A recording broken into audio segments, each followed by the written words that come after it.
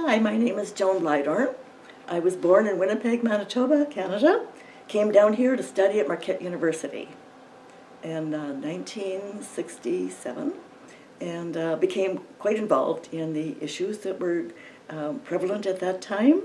The war in Vietnam, civil rights, racial issues, and I found I lived in an area that made it very, very easy for me to participate in these very important activities.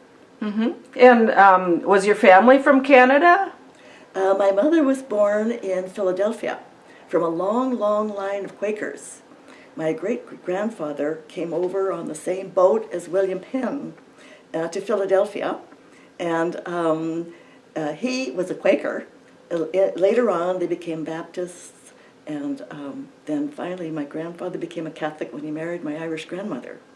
And you had somebody in the Civil War, right? My great-grandfather was in the Civil War, not with General Sherman, but with General Anderson in the 15th Pennsylvania Cavalry. Uh-huh. And we still have a picture of his Civil War hat and the things that he wore at that time. And I understand your family even had a connection with Edgar Allan Poe.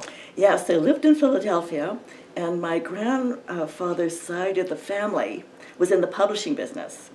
So they knew Edgar Allan Poe, and he visited, he was from Baltimore, but he was visiting back and forth between Baltimore and Philadelphia, and he did stay as a guest at their home for a period of time, and began the writing of The Raven while he was a visitor in their home. The Raven, wow. And then completed it when he went back to Baltimore.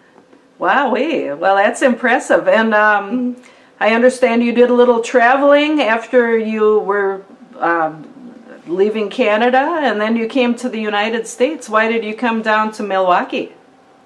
I chose Milwaukee because when I went on my European tour, I was standing on the banks of the Mediterranean. I thought, now I know where I want to live.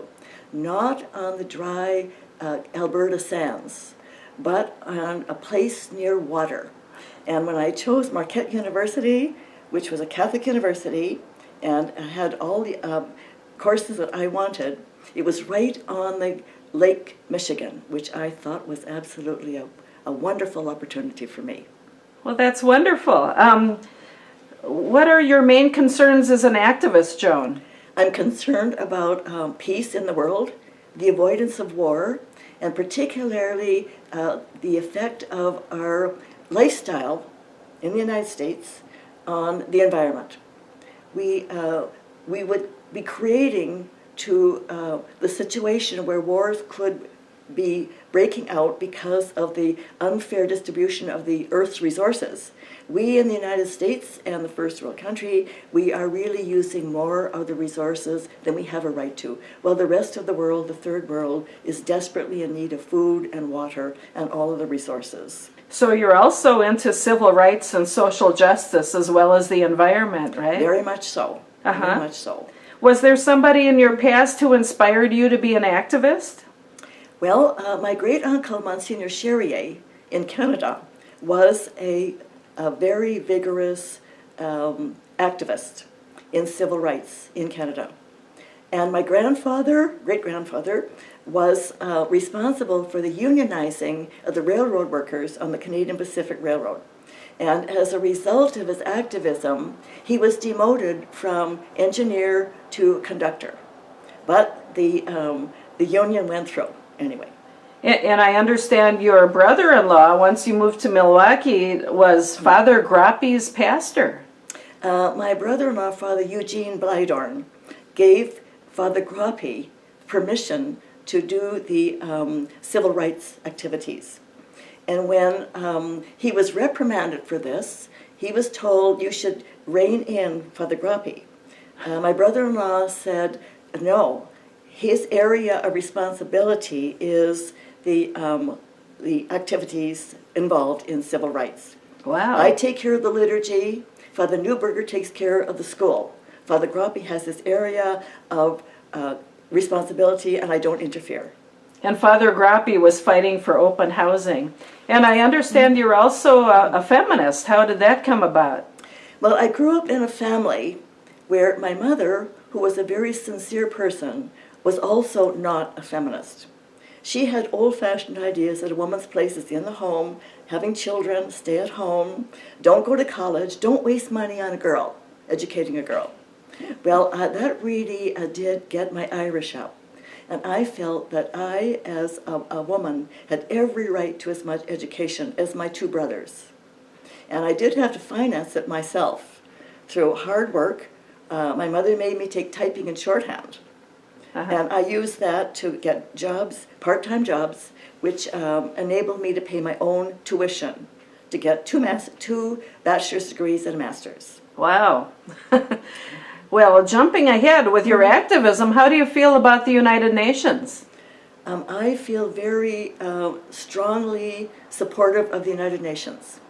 We need this kind of organization to bring the nations together to discuss international problems and sharing of resources before they get out of hand, before there's a military confrontation. We head off the problems. Right. Okay, and have you found this type of work personally rewarding? I have found it very, very rewarding, particularly the community of activists that I see pretty much every Saturday at our Stand for Peace.